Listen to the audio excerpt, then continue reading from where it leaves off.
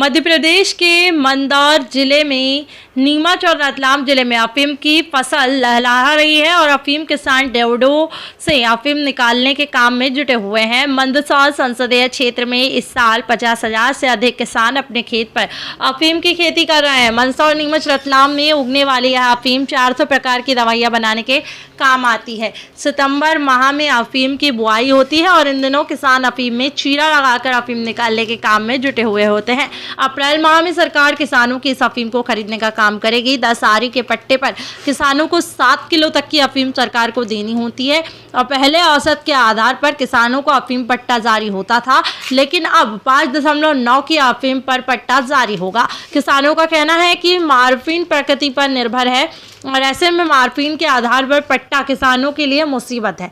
वही विगत 3 सालों से सरकार ने CPS प्रणाली लागू की है और इसके तहत नारकोटिक्स विभाग डोडे पौधे सहित अफीम प्राप्त करता है, जबकि चीरा पद्धति में किसान अफीम निकालकर विभाग को देते हैं। मंदसौर नीमच जिले में इस साल 23,778 पट्टे CSP के तहत जारी कर दिए गए हैं और किसानों की माने तो CSP पद्धति के तहत उगाई गई अफीम की बेहद देखभाल करनी पड़ती है। किसान रात भर खेतों में चौकीदारी कर अफीम की निगरानी करता है ताकि अगर अफीम का डोडा चोरी हो गया तो उसे किसी इल्जाम का सामना ना करना पड़े, ना तो किसानों को पट्टा कटे। और जब से CSP प्रणाली लागू हुई है, किसान इसका विरोध कर रहे हैं। क्या संकट है अफीम किसानों को? संकट तो अनेकों प्रकार के हैं किसानों को। जैसा कि आप अभी खेत में आए हैं तो आपने भी देखा है कि हमने कितनी मुसीबतों से इस खेती को हम कर रहे हैं, फिर भी सरकार हमको उचित दाम नहीं दे रही है। जैसे ही कुछ 3-1 साल पहले से सरकार ने CPS पद्धति लागू करी है। उस CPS पद्धति में किसानों को इतनी समस्या आ रही है कि यदि उसके परिवार में किसी भी प्रकार का कोई कार्यक्रम भी आता है तो किसानों को वहाँ जा नहीं पाते, उसकी खेती की रक्षा करनी पड़ती है।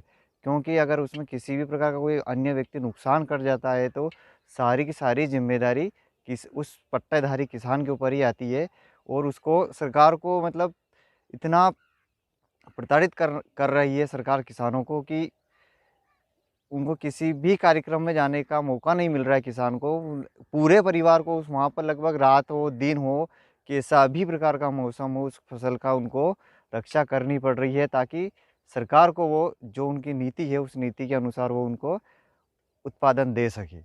सरकार को CPS पद्धति हटाकर भले 5 आरी के ही दे, परंतु प्रत्येक किसान को वो चीरा पद्धति में, ताकि किसान भी खुश रहे और सरकार को जो उत्पादक चाहिए वो भी उनको मिल सके।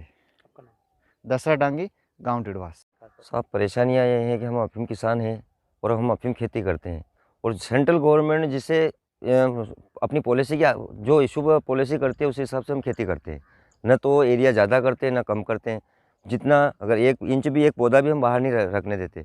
लेकिन भारत में कहीं ऐसे राज्य हैं वहाँ इलीगल खेती हो रही है और वो बिना वैधानिक हो रही है, वो इलीगल खेती हो रही है और हम वैधानिक खेती करते हैं। वैधानिक खेती पर सरकार कई तरह की पाबंदियां लगा रही है। यदि अगर सरकार और नारकोटिक्स विभाग को पाबंदी लगानी है तो इलीगल खेती पर लगाए। अरुणाचल, असम, मेघालय, मिजोरम, वहाँ कई प्रकार की इलीगल हज़ारों हेक्टेयर में अफीम खेती होती है और हम जो खेती करते हैं वो 1/3 है। वहाँ पर वो 100% में खेती करें और हम 30% में कर रहे हैं। तो जब 30% पर इतने सारे नियम थोपे जा रही है तो वो उस खेती को बंद करना चाहिए। और इस अफीम से कई प्रकार की जीवन रक्षक दवाइयाँ बनती है, कैंसर के रोग की निवारण दवाइयाँ बनती है। तो हम तो सरकार को 2 लाख रुपए किलो की अफीम 1500 से 2500 रुपये किलो में दे रहे हैं। तो इससे बड़ा और किसानों के साथ क्या करती है सरकार? तो ये सरकार को सोचना चाहिए कि इलीगल खेती पर जितना पाबंद लगे, क्योंकि नशे का कारोबार वहाँ से होता है।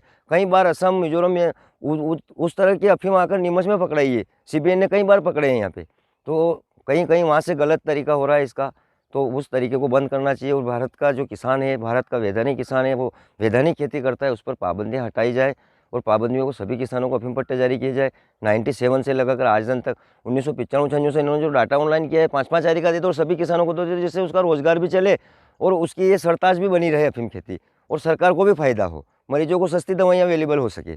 CPS का विरोध है साहब। CPS पद्धति से किसान नाखुश है, किसान परेशान है, इसलिए CPS पद्धति को हटाया जाए और सभी को चीरा पद्धति में अफीम खेती जारी की जाए। उसमें कई परेशानियाँ हैं, रात को झोपड़ी बनाकर रहना पड़ता है। अगर कोई किसान आ गया, आप अब यहाँ पे भी देखिए कहीं हमने इतनी सारी सुविधा कर रखी है, इसके बावजूद भी चोर उन डोड़ों को अगर एक तोते खा गए या कोई चोर काट गया तो किसान के ऊपर सारी परेशानियां उत्पन्न होती है, क्योंकि किसान को परेशान किया जाता है। किसान से कहते हैं कि आप कुछ इसमें चीरा लगा दिया होगा, आपने इसमें से अफीम निकाल ली होगी, लेकिन ऐसा किसान करता नहीं है, क्योंकि चोर भी ले जाते हैं इन्हें और उनका तो कुछ कर नहीं सकते किसान।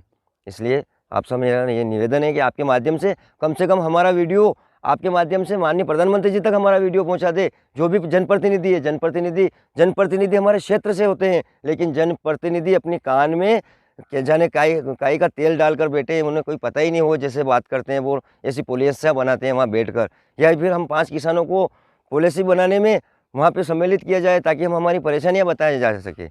ऐसे में बैठकर वो परेशानियाँ पॉलिसी बनाते हैं। कम से कम हम किसानों को बिठाया जाए जो खेत में काम करते हैं। आपका नाम और मैं नरसिंह डांगी अफीम उत्पादक संग्रह समिति का राष्ट्रीय अध्यक्ष हूँ और हम कई वर्षों से इस अफीम खेती की लड़ाई लड़ रहे हैं।